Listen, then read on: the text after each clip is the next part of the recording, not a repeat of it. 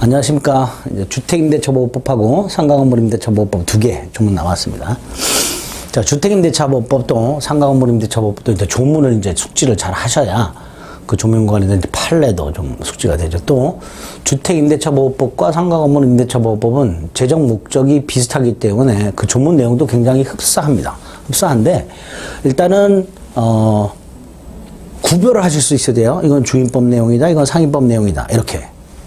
흡사하지만 완전히 똑같은 것도 있지만 조금 다른 것도 있고요. 다를 때 조금씩 달라요. 그러니까 그걸 명확하게 이렇게 조문을 통해서 구별을 좀 하실 생각을 해야 됩니다. 먼저 주택임대차보호법 왜 만들어졌을까? 자, 이렇게 돼 있죠. 주택임대차보호법은 건물임대차인데요. 그 건물이 주거용 건물이에요. 그죠? 건물임대차인데 그 건물이 주거용 건물입니다. 주거용 건물. 근데 민법에는 임대차에 관한 규정이 있어요. 근데 그 민법과 다른 특별한 규정을 둬서 국민의 주거 생활의 안정을 보장. 이게 주택임대차보호법의 목적이죠. 주거용이란 것은 임대차 계약 당시 실질적으로 의식주 활동이 이루어지는 공간이라고 생각하시면 되죠. 그 건물 전체가 주거용이고 그 전부 또는 일부 임대차에 대해서 주임법을 적용해 준다 이런 뜻이죠. 두 번째, 국민의 주거 생활의 안정의 보장을 목적으로 하기 때문에 법인은 임차인이 법인인 경우에는 원칙적으로 주임법이 적용되지 않는다 이렇게 생각하면 됩니다. 그 다음 어떤 특례를 규정하고 있는가? 주로 대항력을 부여해 주고요. 즉 새 집주인에게 새로운 집주인에게 임대차를 주장할 수 있도록 해주고요. 그 다음에 보증금을 우선해서 주택이 경매가 될 때 보증금을 회수할 수 있도록 해주고요. 그 다음에 최단 기간을 규정함으로써 존속 기간을 일정 기간 보장해주고 있고요. 나아가 임차인에게 계약 갱신 요구권이라는 걸 신설해서 임차인이 계약을 더 살고 싶으면 요 갱신 요구권인 걸 행사해서 임대인이 갱신을 해줄 수밖에 없게끔 이렇게 하고 있습니다. 이런 것들이 주임법의 핵심적인 내용이 되죠. 임차권 등기명령 제도라는 것도 있고요. 이런 걸 둬가지고 주거생활 안정을 보장할 목적으로 하는 게 주임법이다. 주임법은 어디에 적용되는가? 다시 한번 주거용 건물, 줄여서 주택이라고 하죠. 주택의 전부 또는 일부 를 임대차한 경우에 적용되죠. 따라서 임차주택, 이게 이제 주거용 건물이죠. 주거용 건물의 일부가 주거 외의 목적으로 사용돼도 상관없죠. 건물 전체가 주거용이라면 일부 주거용, 일부 주거용, 일부 주거용, 일부 비주거용 이래도 주임법이 적용이 된다. 이런 뜻입니다. 주거용 건물이기만 하면요. 그 건물이 등기가 돼 있냐? 허가받은 건물이냐 이런 건 따지지 않습니다. 실질적으로 의식주 활동이 이루어진다면 주택임대차보호법이 적용된다 이렇게 생각하시면 되겠죠. 자, 주택임대차보호법이 적용되면 제일 먼저 보호하는 게 대항력이죠. 임차권을 등기하면 대항력이 생기죠. 근데 등기 잘 안 해준단 말이죠. 그러니까 등기가 없어도 임차인이 주택을 인도받았다는 건 쉽게 말하면 열세를 받았다 이런 뜻이죠. 그 다음에 그 주소지로 주민등록을 하면 다음날이니까 이길 대항력이 생기죠. 다음날 언제부터냐? 0시부터 제3자에 대해도 임대차 효력을 주장할 수 있게 됩니다. 이때 제3자가 누구예요? 새로운 집주인 생각하시면 되죠. 또 보통 임차인은 동사무소 가서 전입신고를 하죠. 그리고 전입신고서를 공무원이 수리해서 주민등록상 주소지를 옮기겠죠. 그러니까 전입신고를 한 때 주민등록이 된 것으로 보고 그 다음날 대항력이 생긴다. 이렇게 되는 거죠. 전입신고할 때 주민등록이 된 것으로 보고 다음날 대항력이 생기도록. 자, 좀 전에 임차인이 법인인 경우에는 적용이 안 된다 그랬죠. 예외가 두 개가 있습니다. 2항 3항. 주택도시기금으로부터 돈을 빌려와서 저소득층 무주택자에게 전세 임대주택을 지원하는 법인이라고 해서 LH공사나 SH공사 같은 경우 토지주택공사나 서울도시공사 같은 경우 이런 경우에 주택을 빌려가지고, 이런 법인이 주택을 빌려서 입주자를 선정합니다. 무주택 서민. 그 입주자에게 다시 재임대하는 거죠. 갑소유 주택을 LH 또는 SH공사가 임대하여 무주택 서민을 선정해서 재임대 사업을 하죠. 임대 재임대 사업. 이럴 때 그 무주택 서민이 주택을 인도받고 주민등록을 마치면 법인이 대항력을 갖게 됩니다. 법인이 대항력을 갖는다. 그 법인이 이제 LH공사, SH공사 이렇게 됩니다. 그 다음에 사망은 중소기업 기본법에 보면 제2조에서 요러한 경우가 중소기업이다라고 중소기업의 기준을 정해놨어요. 그 중소기업 기본법 2조에 따른 중소기업이 직원 주거용으로 주택을 빌린 다음 직원이 주택을 인도받고 주민등록을 하게 되면 그때는 그 중소기업이 대항력을 갖게 됩니다. 중소기업이. 물론 임대차가 끝나기 전에 직원이 회사를 그만둬서 그 주택에 나가고 새 직원이 오는 경우가 있죠. 그럼 그 새로운 직원이 주택을 인도받고 주민등록 마치면 다음날 또 다시 대항력이 생깁니다. 자, 여기서 대항력이란 주택의 신소유자에게 임차권을 주장하는 것에서 더 나아가서 아예 사항에서 뭐라고 돼 있어요? 주택을 산 사람은 임대인 지위를 아예 승계한 걸로 봅니다. 여기서 임대인 지위 승계에서 포인트가 뭐죠? 보증금 반환 의무. 그러니까 새로운 집주인이 보증금 반환 의무를 승계한 것으로 보게 됩니다. 여기 포인트죠. 어쨌든 이렇게 주택임대차법에서 적용 범위와 관련해서 또는 대항력과 관해서 이런 식의 조문들을 두고 있더라라고 생각하시면 됩니다. 5항, 6항은 몰라도 됩니다. 자, 대항력이라는 게 뭐예요? 주택의 신소유자에게 임차권을 주장할 수 있는 힘, 이렇게 말하죠. 더 나아가서 아예 주택의 신소유자가 이렇게 임대인지를 승계한 것으로 이렇게 봐버리게 됩니다. 자, 그 다음에 아까 그 대항력 인정되는 법인이 있었죠. 한국토지택공사하고 지방공사, 대표적으로 LH공사, SH공사 이렇게 되겠죠. 중소기업 기본법도 쫙 말씀을 드렸고요. 쭉 다 말씀을 드린 겁니다. 이런 식으로 한번 읽어보시면 되겠습니다. 17, 18번은 안 읽으셔도 되겠습니다. 16, 17, 18. 담보책임과 관련된 거고요. 동시한변권과 관련된 거죠. 그러니까 손해배상 의무와 주택 반환 의무는 동시한변권 이렇게 됐죠. 매수인들이 즉시 입주하여 거주할 목적으로 주택을 매수하였는데 그 주택에 대항력 있는 임차인이 있더라.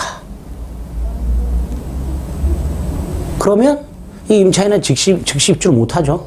그러니까 매매계약을 해지하고 손해배상을 청구하고 뭐 이렇게 되겠죠. 네. 자, 3조 2 보증금 회수. 원래 임차인이 임대인에게 보증금을 줬는데 만약에 보증금을 안 돌려준다. 나중에. 그러면 임차인은 보증금을 돌려받기 위해서 주택을 경매해야 되는데 이때 임차권은 담보물권이 아니기 때문에 바로 임의경매를 못 넣습니다. 강제경매를 넣어야 돼요. 강제경매를 넣기 위해서는 보증금 반환 청구 소송을 제기합니다. 임대인을 상대로. 승소 확정 판결을 받아요. 요거를 집행권원이라고 합니다. 집행권원이 뭐냐? 경매를 정당화시키는 원인을 생각합니다. 경매를 신청할 때 그 경매 신청이 정당하다라는 걸 확인하는 서류라고 생각하시면 돼요. 그 확인 서류가 바로 승소 확정 판결문입니다. 임대인은 언제까지 보증금을 반환하라 이렇게 판결이 나와요.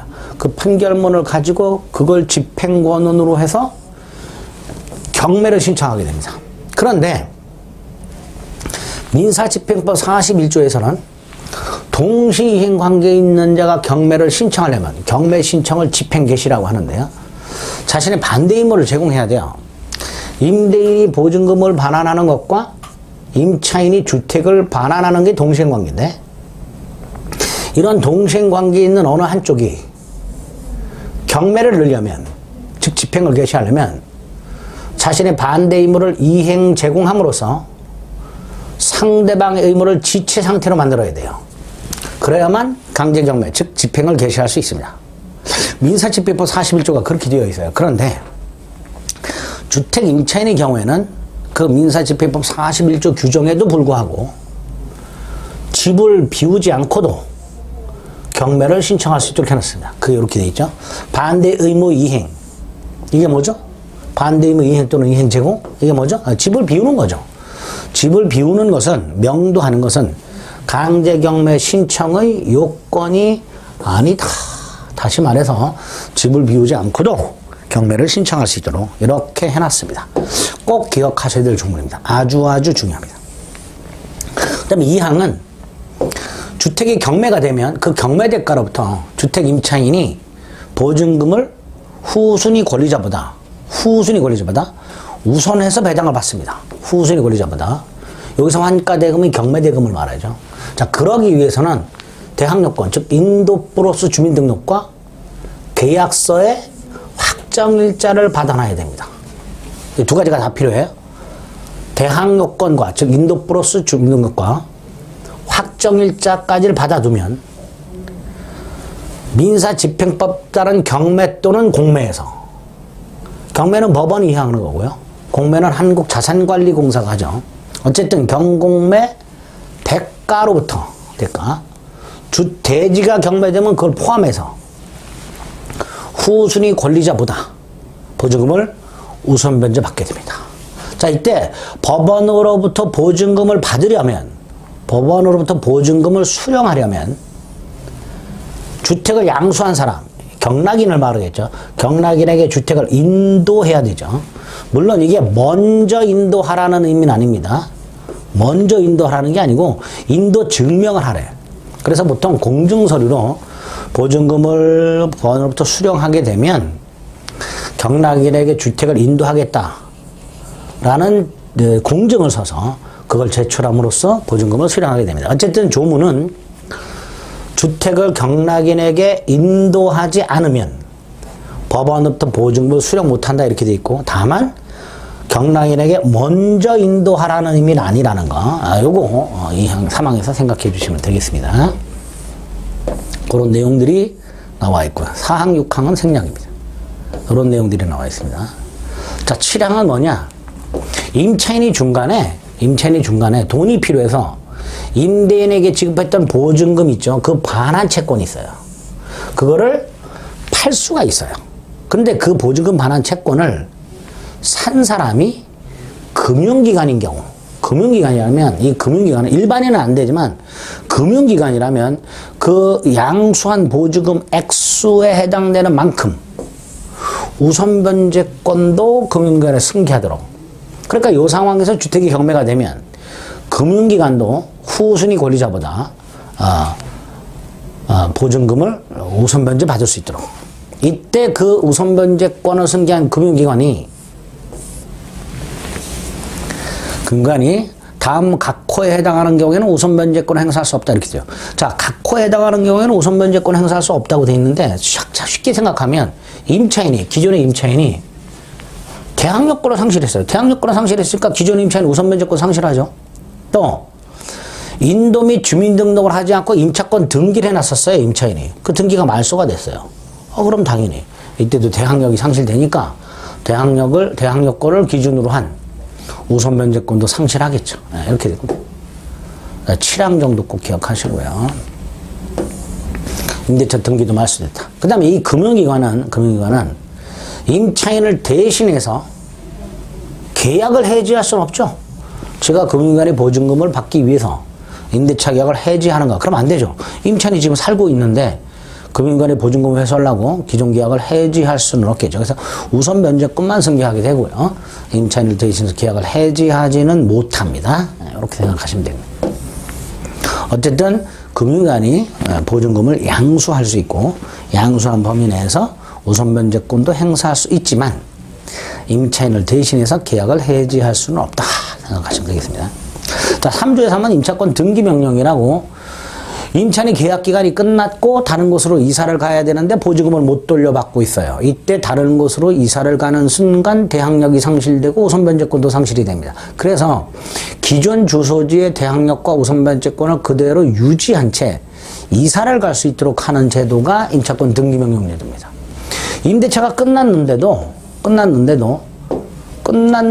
불구하고 보증금을 돌려받지 못하고 있는 임차인.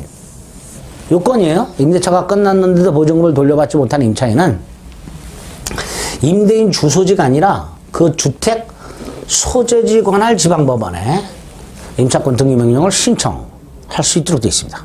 요건은 꼭 기억하세요. 임대차가 끝났지만 보증금을 돌려받지 못한 임차인. 어디다가? 주택 소재지 관할 지방법원. 임대인 주소지 관할이 아닙니다. 이렇게 임차권 등기명령을 신청할 수 있게 됩니다. 그 임차권 등기명령을 신청할 때는 이런 사실을 자세하게 밝혀라. 그게 소명이죠.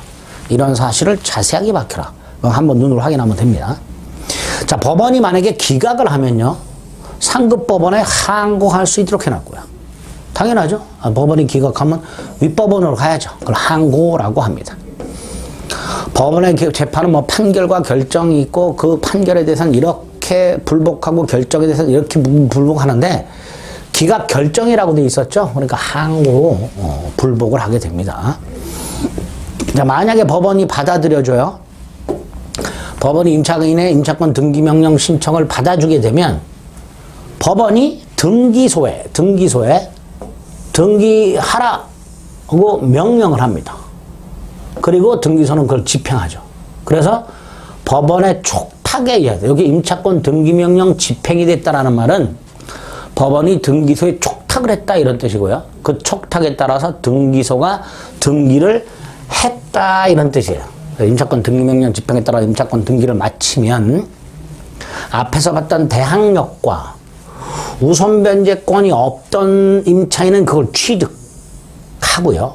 만약에 그 전에 이미 대항력과 우선 변제권이 있던 임차인은 그 기존의 대항력과 우선 변제권을 그대로 유지합니다. 유지한 채 그 이후 대항력권을 상실했다라고 되어 있죠. 대항력권을 상실했다는 게 뭐예요? 전출했다 이런 뜻이에요. 전출하더라도 이미 취득한 또는 기존에 유지하고 있던 대항력과 우선 변제권은 상실하지 않게 됩니다. 이게 임차권 등기명령 제도의 취지가 됩니다. 그 다음 임차권 등기명령 집행에 따른 등기가 된 주택을 새롭게 임차한 소액임차인은 일단 8조에 보면 최우선 변제권 인정이 돼요. 그런데 임차권 등기명령 집행에 따른 등기가 된 주택을 임차한 소액임차인은 최우선 변제권을 인정해주지 않고 있습니다. 최우선 변제권을 인정해주지 않는다. 자, 여기서 현재 서울 같은 경우 보증금이 1억 5천만 원 이하죠. 1억 1천만 원이 아니라 개정돼서 1억 5천만 원 이하죠. 1억 5천만 원 이하 소액임차인 중 5천만 원까지 최우선 변제를 받을 수 있도록 하고 있는데요. 그게 인정이 안 된다는 거예요. 임차권 등기명령 집행에서 임차권 등기가 된 주택을 임차한 소액임차인 최우선 변제권 인정 안 된다. 그리고 요거 1억 1천만 원을 1억 5천만 원으로 바꿔주시면 됩니다. 개정됐죠. 개정된 부분은 따로 홈페이지에 올려가지고 여러분들이 확인하실 수 있게 해드리겠습니다. 홈페이지 게시판 확인하시면 됩니다. 자, 임차권 등기명령 신청에 소요된 비용이 있겠죠. 뭐 송달료라든가 인지비용이라든가 이런 것들 임대인에게 청구할 수 있도록 되어 있죠. 그 다음에 아까 임차인으로부터 보증금 반환 채권을 전부 또는 일부를 양수한 금융기관도 임차인이 임차권 등기명령을 신청하지 않고 있다면 그 임차인을 대신해서 신청할 수 있게 되어 있습니다. 그러면 자, 금융기관 보증금 반환 채권을 양수한 금융기관은 우선 변제권이 있죠. 그런데 해지는 못하죠. 반면에 임차권 등기명령은 신청할 수 있다. 이렇게 되겠죠. 비용 임대인이 부담한다는 거 기억하시고요. 자, 3조 2사 민법에 따른 주택임대차의 등기 효력이라고 해서 우리 민법 621조에는 임차권 등기를 청구할 수 있도록 되어 있죠. 만약에 주택 임차인이 임대인에게 임차권 등기를 청구해서 임대인이 오케이 해가지고 임대차 등기가 되면 이 등기는 인도 플러스 주민등록 플러스 확정일자 기능을 합니다. 주택 임차권 등기가 이런 기능을 해요. 그러니까 대항력과 우선 변제권이 인정될 수 있겠죠. 대항력과 우선 변제권이 인정될 수 있다라고 생각하시면 됩니다. 임차권 등기. 등기법 이렇게 있고요. 자, 3조요. 자, 주택이 경매가 되면 임차주택이 경매가 되면 임차권을 일단 소멸하는 게 원칙인데요. 다만 보증금이 변제되지 아니한 대항력 있는 임차권이라고 되어 있죠. 여기서 보증금이 변제되지 않았다는 건 임차인이 법원에다가 보증금을 신청 안 했어요. 보증금 우선 변제권을 행사하지 않아서 법원으로부터 보증금을 안 받았어요. 왜 안 받았냐? 경락인에게 대항할 수 있단 말이죠. 주택을 경락받은 사람에게도 임차권을 주장할 수 있다 이런 뜻입니다. 결국 요 3조요는요. 요 임차인이 최선순위. 임차인 앞에 저당권자 등이 없어요. 만약에 임차인보다 앞서서 저당권자가 있으면 주택이 경매될 때 그냥 소멸합니다. 그런데 임차인보다 앞서는 저당권이 없을 때 임차인은 주택이 경매될 때 법원에다가 배당을 요구할 수도 있고요. 이 배당을 요구하지 않고 경락인에게 임차권을 주장할 수도 있어요. 이때 두 번째, 배당을 요구하지 않고 경락인에게 주장할 수 있는 임차인. 그거 말하는 거. 배당을 요구 안 했으니까 보증금 안 받았겠죠. 그리고 경락인에게 주장할 수 있는 임차인. 이거는 소멸하지 않는다 이런 뜻입니다. 원칙과 예외를 나눠가지고 특히 예외가 어떤 경우인지를 확인하시면 되겠습니다.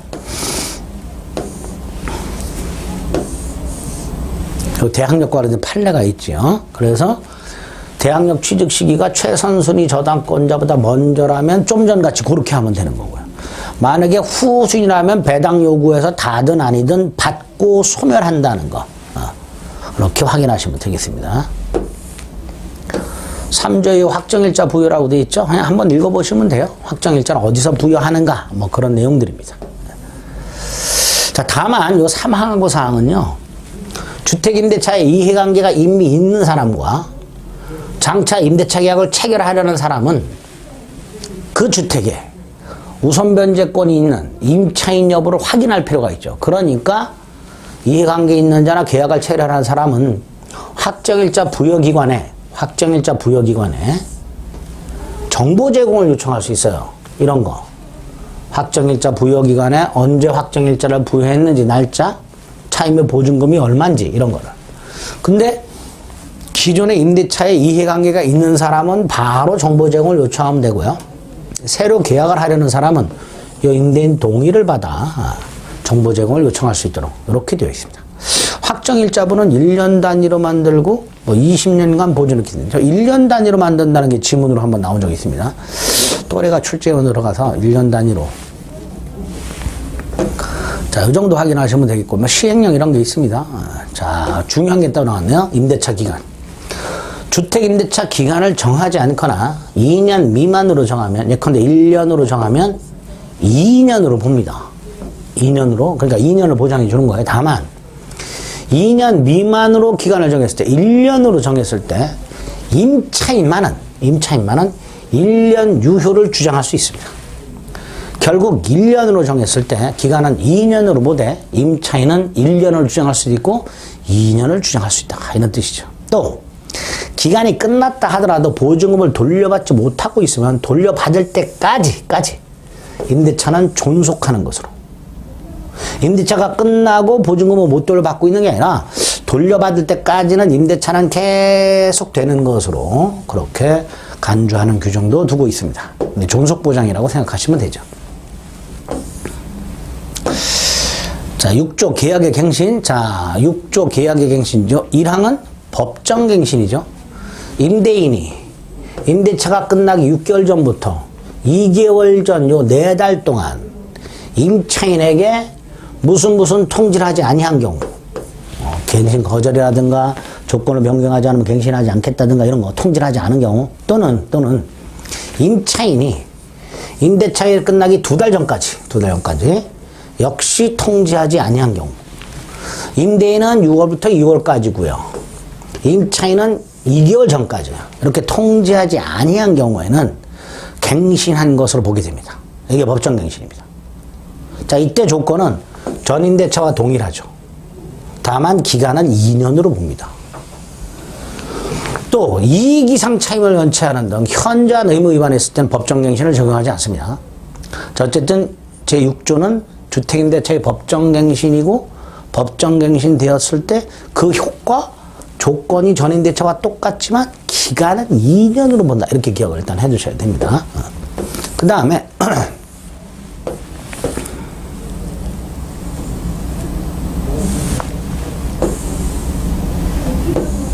이렇게 이제 해석을 보시면 돼요. 해석을 이렇게 해놓은 거예요. 그 다음에 6조 2. 좀 전에 기간은 2년으로 본다 그랬죠. 이 칸은 2년으로 보는데요. 2년으로 보는데, 2년으로 보는데도 불구하고 임차인만은, 누구만은? 임차인만은 계약을 언제든지 해지할 수 있고, 임차인만. 기간은 2년으로 보되 임차인만은 언제든지 계약을 해지할 수 있고, 임대는 안 되고요. 그 다음에 임대인이 그 통지를 받았죠? 받은 날부터 3개월이 지나야 계약이 해지가 되도록 이렇게 하고 있습니다. 이게 법정갱신의 효과 이렇게 되겠죠. 자, 6조에서 하면 계약갱신 요구권이 있습니다. 상가건물 임대차에도 있고요. 주택임대차에도 있습니다. 원래 상가건물 임대차에 있던 걸 주택임대차에도 다시 신설을 했죠. 자, 계약갱신 요건이 뭐냐? 6조의 3.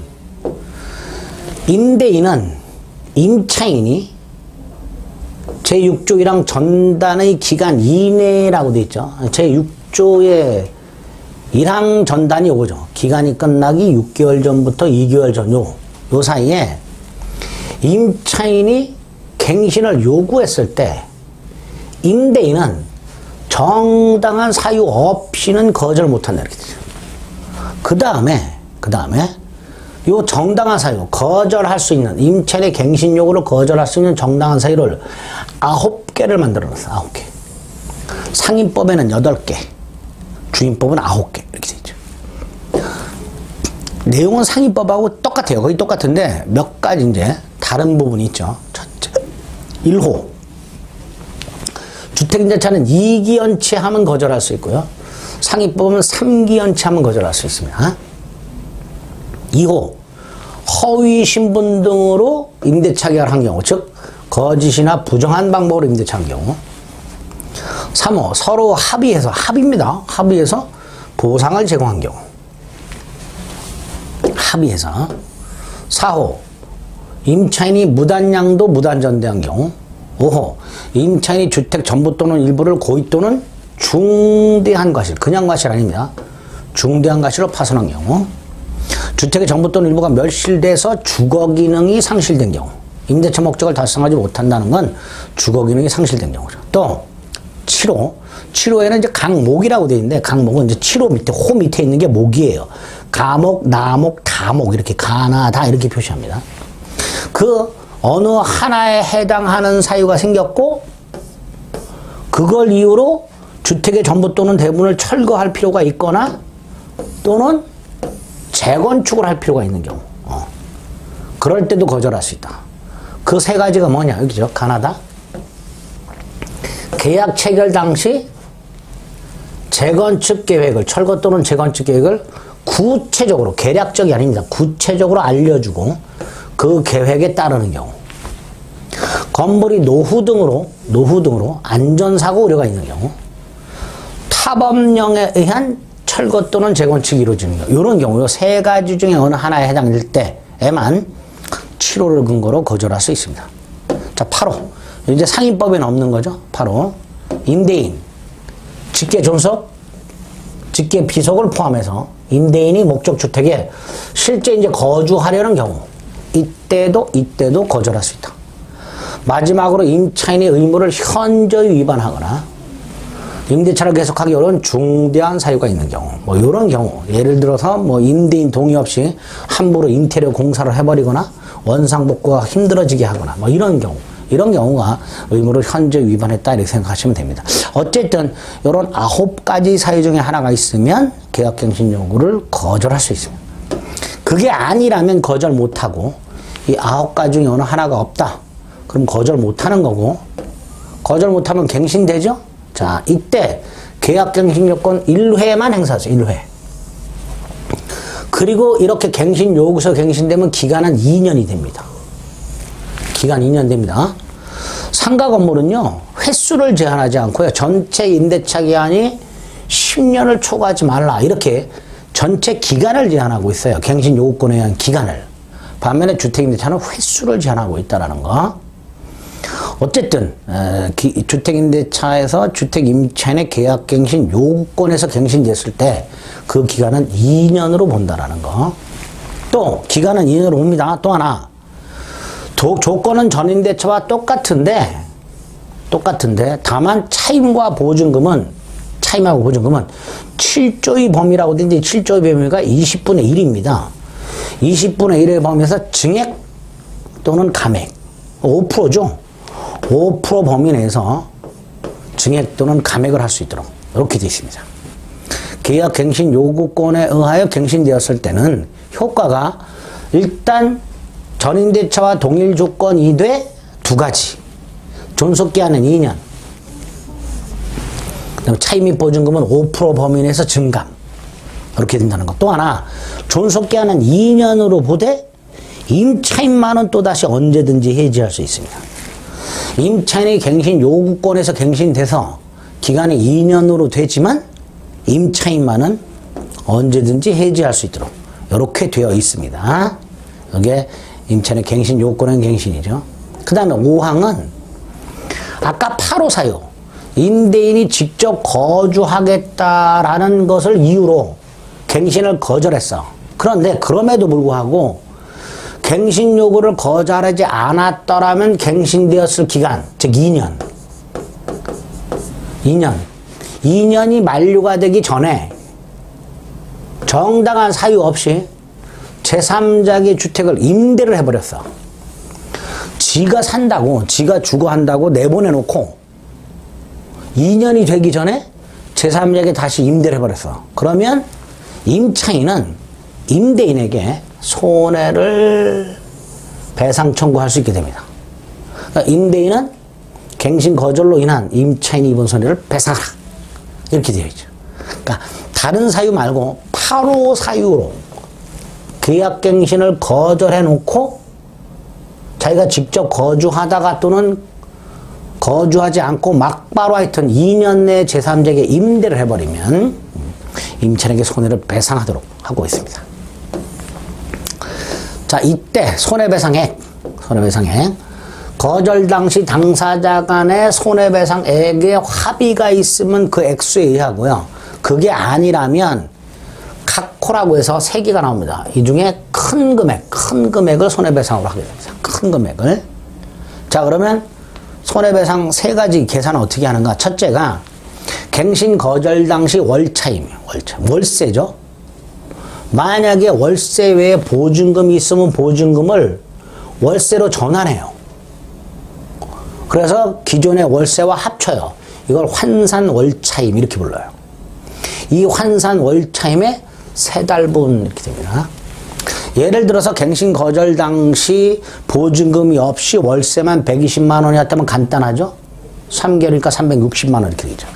만약에 월세 외에 보증금이 있어요. 그 보증금에 연 1할이니까 10%죠. 또는 한국은행 기준금리 현재 1%입니다.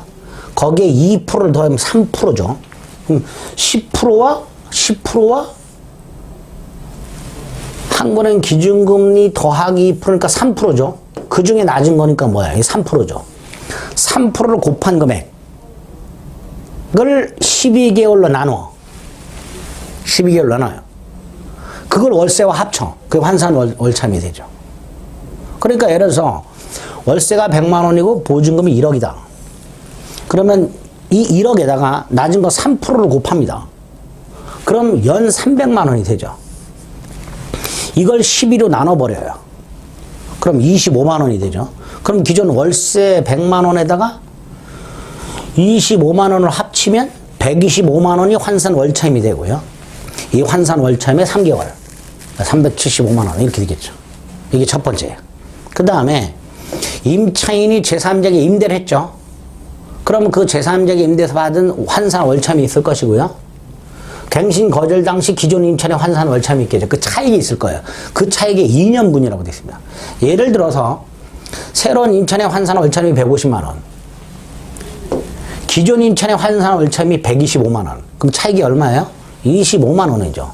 25만 원에 2년 벌이니까 24개월로 곱해야 되죠. 그럼 600만 원 이렇게 되죠. 이게 더 크죠? 이게 더 커요.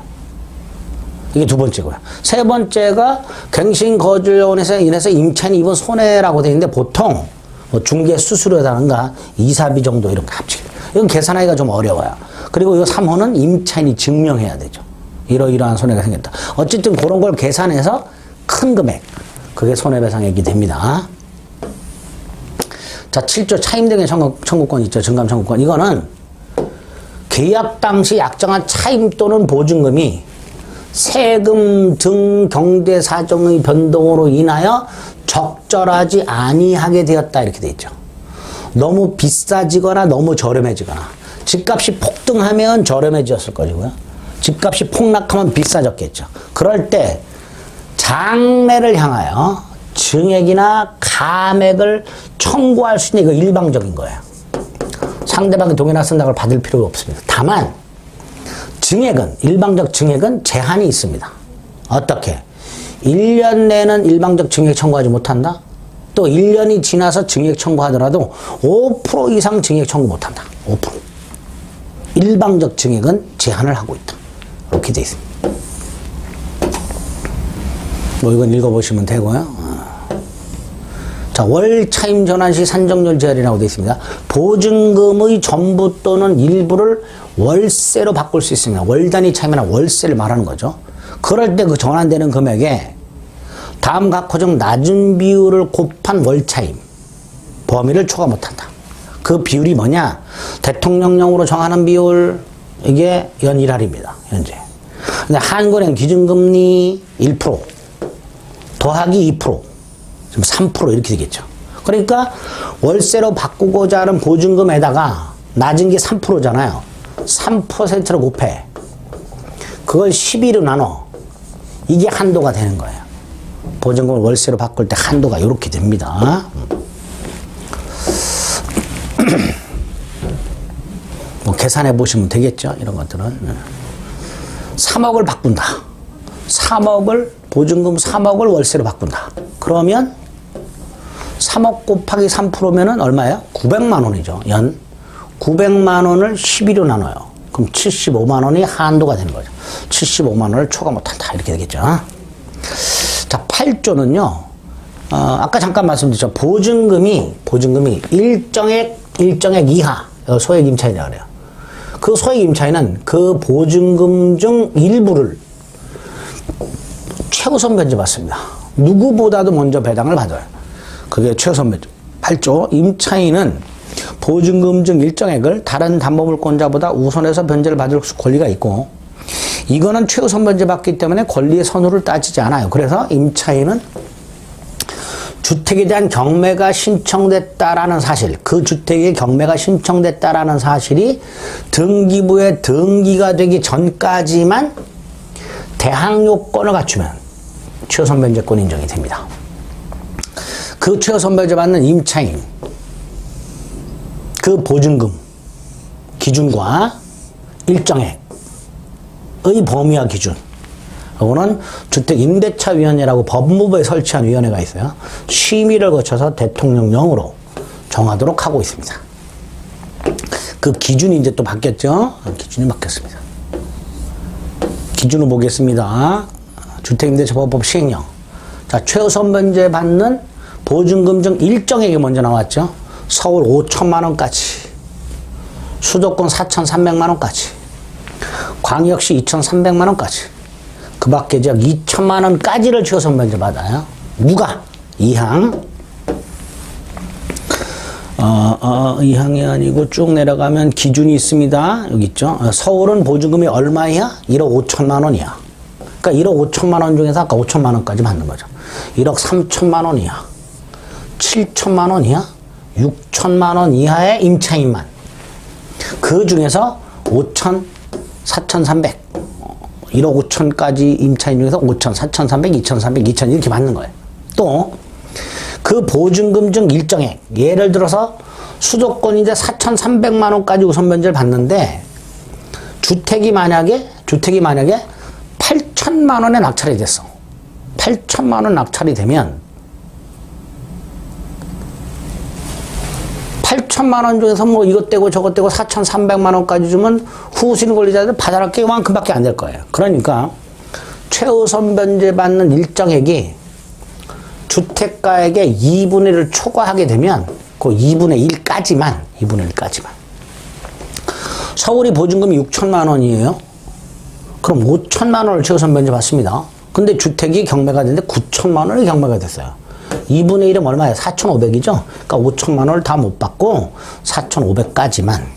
그 다음에 하나의 주택에 임차인이 2명 이상 있어요. 근데 얘네들이 소액 임차인이야. 보증금 중 일정액을 모두 합해버렸더니 역시 주택가액의 2분의 1을 초과해버려요. 소액 임차인이 2명 있어요. 얘네들이 최우선 변제 받는 게 예를 들어서 서울이 5천만 원이야. 그거 합치면 1억이죠. 근데 주택이 뭐 예를 들어서 1억 5천에 낙찰됐어. 그럼 1억 5천 중에 얘네 둘이 1억을 다 받아가면 안 되니까 1억 5천의 절반 7,500의 한도에서 둘이 나눠 갖게 됩니다. 이렇게 보증금 중 일정액을 모두 합한 금액이 주택가액의 2분의 1을 초과하는 경우에는 그 각 보증금 중 일정을 모두 합한 금액에 대한 각 임차인의 비율, 좀 전에 각각 5천이니까 1대1이죠. 1대1의 비율로 7,500을 나눠서 준다 이런 뜻이에요. 그렇게 후순위 권리자들을 보호하는 그런 내용도 있고요. 그 다음에 사항은 하나의 주택에 소액 임차인이 둘이 있는데 2명 이상인데 이들이 가정공동생활을 한다. 같이 살고 있는 거예요. 자, 이건 뭐냐 하면 소액 임차인이 되기 위해서 보증금을 쪼갠 거예요. 서울에서 하나의 주택에 보증금이 8천만 원 임차인 A가 1명, 8천만 원 임차인 B가 1명. 둘 다 소액 임차인이잖아요. 그런데 한 방에서 살아. 그 말은 갑과 을이 가족인데 보증금을 쪼갠 거예요. 그러니까 이 둘의 보증금을 합쳐버려. 그럼 최우선 변제가 인정되지 않는다 이런 뜻이겠죠. 그죠? 이런 식으로 하나의 주택 임차인이 2명 이상일 때 가정공동생활을 하고 있다면 이들을 한 명의 임차인을 보고요. 보증금을 합산해서 소액 임차인인지 여부를 판단하게 됩니다. 됐죠? 얘도 마찬가지 두 번째 거. 5천만 원 임차인 A가 1명, 5천만 원 임차인 B가 1명이죠. 얘네들이 각각 다른 임차인이라면 얘도 5천만 원 최우선 변제 받고 얘도 5천만 원 최우선 변제 받아요. 근데 한 방에서 살고 있네? 그럼 쪼갠 거죠. 합쳐요. 1억이죠. 1억이니까 둘이 합쳐서 5천만 원까지만 최우선 변제 받게 됩니다. 이렇게 최우선 변제권을 제한하는 이런 규정이 있을 수 있다. 그 다음에 시행령은 아까 외웠죠? 얼마 이하, 얼마까지. 주택임대차위원회 좀 전에 봤던 최우선 변제 받을 임차인과 그 보증금의 범위, 기준 심의하기 위해서 법무부에 두게 됩니다. 위원장은 법무부 차관이 되죠. 주택임차권의 승계, 이거 임차권의 승계는 임차인이 상속인이 없이 사망을 합니다. 그러면 상속인이 없이 사망을 했을 때 그 사망한 임차인과 함께 살고 있던 사실혼 배우자가 있을 수 있어요. 이 사실혼 배우자는 상속권이 없단 말이죠. 그러니까 임차권을 승계할 수 있도록 하는 규정. 이게 1항. 상속인이 없이 사망을 했을 때 플러스 사실혼 배우자가 있으면 이 사실혼 배우자가 단독 승계하고요. 두 번째, 임차인이 사망을 했는데 그 사망할 때 상속인이 있는데 따로 살아. 상속인이 따로 살고 있어서 이럴 때는 사실혼 배우자와 사망한 임차인의 이촌 이내의 친족이 공동으로 승계하도록. 그러니까 사실혼 배우자가 임차권을 승계받는 게 두 가지 경우가 있는 거죠. 1항과 2항. 3항. 원하지 않으면 임차인 사망 후 한 달 내에 임대인에게 반대 의사를 표시하면 임차권을 승계하지 않을 수도 있게 됩니다. 보증금 다 까먹고 밀린 월세까지 있으면 승계 안 하는 게 더 나을 수도 있죠. 이렇게 1, 2, 3항 임차권 승계와 관련된 규정이 주임법에 있다. 상임법에는 없습니다. 요 임차권 승계와 관련된 게 가정공동생활한 상가건물은 있을 수가 없잖아요. 그죠? 상가건물에서 가정공동생활을 못 하잖아요. 그러니까 주택임대차에만 주택임차권 승계와 관련된 내용이 있습니다. 그 다음에 이 주택임대차보호법은 편면적 강행 규정이죠. 따라서 주택임대차보호법에 위반한 약정 and 임차인에게 분리, 그럼 무효 임차인에게 유리. 그럼 유효. 이렇게 되죠.